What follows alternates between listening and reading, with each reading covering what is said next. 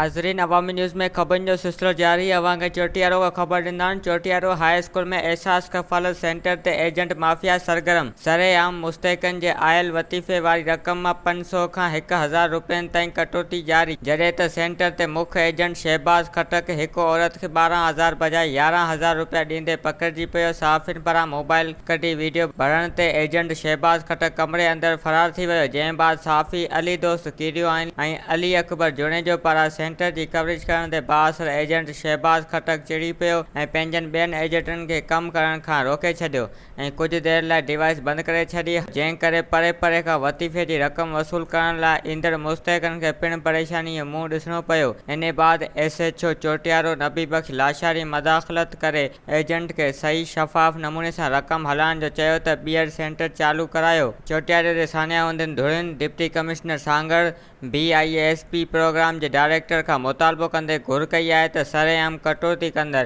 Agent Shahbaz खटक ख़िलाफ़ फौरी तौर ते कार्रवाई करे संदसि डिवाइस बंदि कई वञे। वधीक ख़बरनि ऐं तफ़सील जे लाइ विज़िट कयो असांजी वेबसाइट awami news hd.com ऐं ॾिसंदा रहो अवामी न्यूज़ HD।